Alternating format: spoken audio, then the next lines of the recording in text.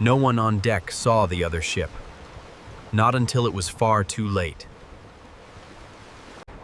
The year was 1854, the dawn of the great ocean steamships. And the SS Arctic was the pride of America. Operated by the Collins Line, she was a celebrated record breaker. On September 20th, she departed Liverpool for New York. It was a routine westbound crossing. On board were nearly 400 souls. Passengers, crew, and families returning from Europe. The passenger list included the wife and children of the line's owner. For the first week, the voyage was entirely unremarkable. Then, off the coast of Newfoundland, a dense fog descended. It was a thick, disorienting blanket over the ocean. But in this era of fierce competition, speed was paramount. The Arctic pressed onward at a full 13 knots. Just after noon on September 27th, a lookout cried out. An iron steamer, the French ship Vesta, had emerged from the mist. There was no time to turn. The impact was sharp and decisive. The Vesta's bow sliced deep into the Arctic's wooden hull. At first, it appeared the smaller French vessel was the most damaged. Captain Luce of the Arctic prepared his crew to offer aid. Mr. Bucklew, make ready the starboard boat. But a horrifying discovery was being made below decks. Water was pouring into the Arctic through 3 large breaches.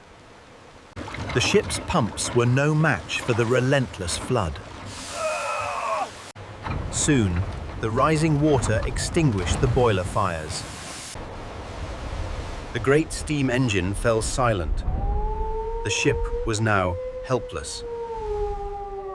As the hull settled lower in the water, order began to collapse. On the deck of the dying ship, discipline dissolved into panic.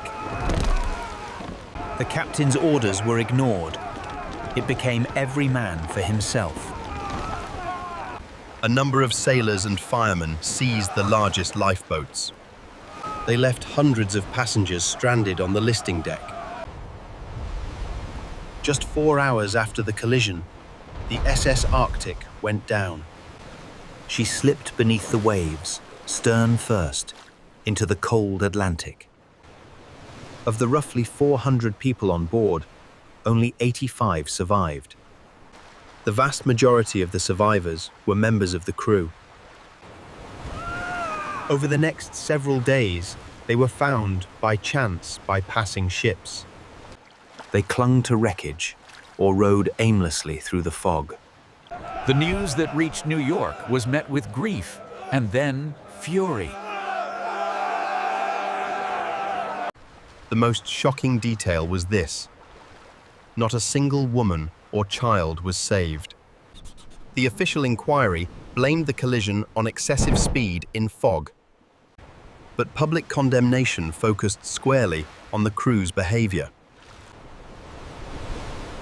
Their failure to protect the passengers was a source of deep national shame.